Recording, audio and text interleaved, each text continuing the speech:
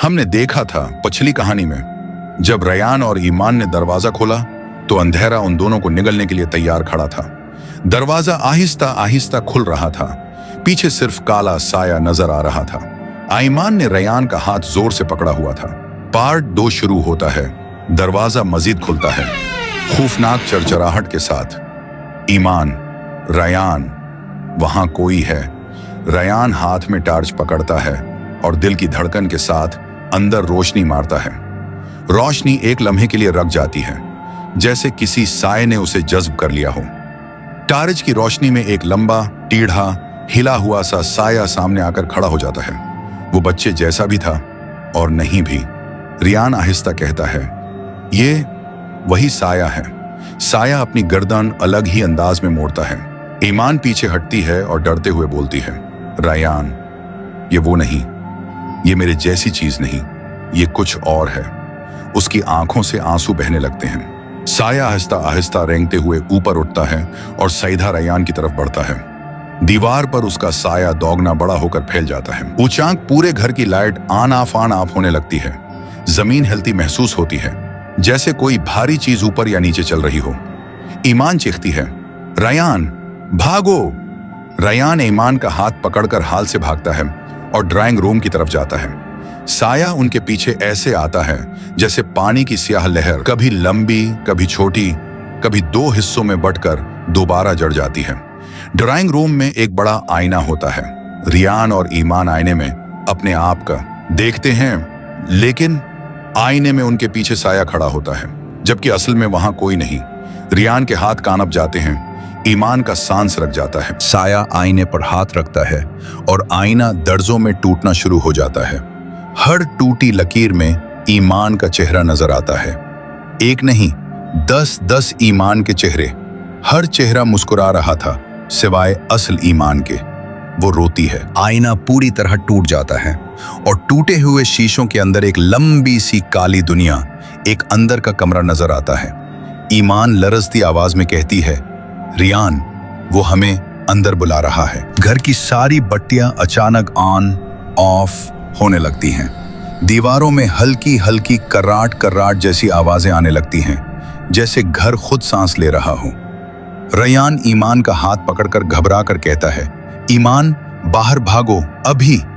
दोनों भागते ही हैं कि अचानक एक बहुत बड़ा लंबा सा साया उनके बीच आकर खामोशी से रुक जाता है। ईमान की आवाज लर्जने लगती है, रयान, ये हमारे दरमियान आ गया। वो साया आहिस्ता आहिस्ता अपना सर नीचे झुकाता है और फिर घर के हर कोने से एक ही जैसी गहरी टूटी हुई आवाज गूंजती है, तुम घर से जा नहीं सकते।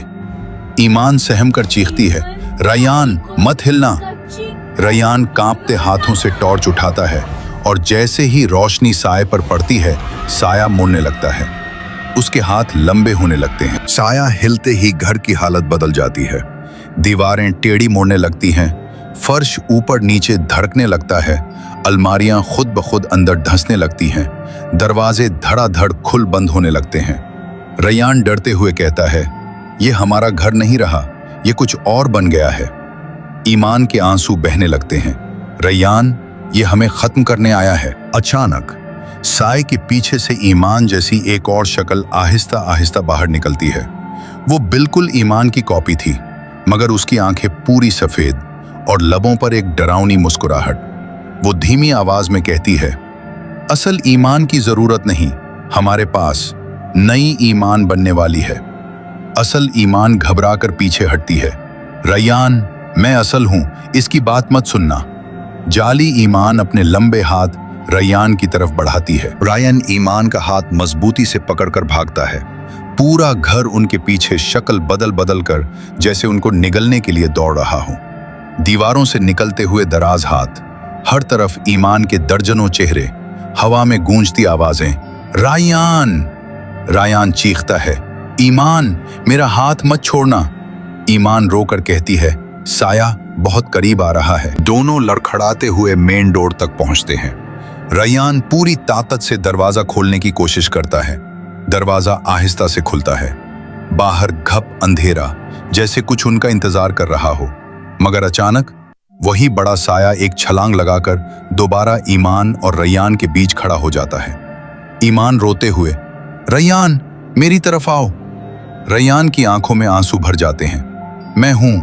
मैं यही हूं ईमान, रुको। हवा का एक तेज सर्द झोंका अंदर आता है। हवा तेज से तेज होती है। साया अपना चेहरा रैयान की तरफ मोड़ता है और बद्दुआ जैसी आवाज में कहता है, तुम दोनों अलग नहीं किए जा सकते। फिर ये लफ्ज पूरे घर में गूंज उठे। रैयान और ईमान सर से पैर तक जम गए। हवा इतनी ठंडी हो चुकी थी कि उनकी सांसों की ढूंढ नजर आ रही थी। रैयान ने ईमान का हाथ मजबूती से पकड़ा, लेकिन उसका दिल पहली बार इतना जोर से धड़क रहा था जैसे कभी फट ही न जाए। अचानक घर का अंधेरा हिला, दीवारें अंदर की तरफ मुड़ने लगीं और वो बारह साया जो अब तक उनका पीछा कर रहा था, रैयान और ईमान के बिल्कुल बीच आ खड़ा हुआ। ईमान चीख कर बोली, रैयान मेरा हाथ मत छोड़ना। लेकिन इस दफा रैयान भी हिल गया। साया धीरे धीरे उनकी तरफ झुकने लगा। उसका लंबा सा हाथ रैयान के चेहरे के बिल्कुल सामने रोक गया और उसने बेजान डूबती हुई आवाज में कहा, आखिरी दफा कह रहा हूं, तुम दोनों इस घर से बच नहीं सकते। पूरा घर एकदम छप हो गया। न सांस की आवाज, न हवा की, बस एक गहरा सन्नाटा। और फिर साया उन दोनों के बिल्कुल करीब आ चुका था। ईमान का सांस रुक रहा था। रैयान के हाथ का प्रेशर कमजोर हो रहा था। लेकिन फिर जैसे किसी ने घर के अंदर से कोई बड़ दुआ या बंदिश तोड़ दी हो, एक बहुत जोर की हवा चली।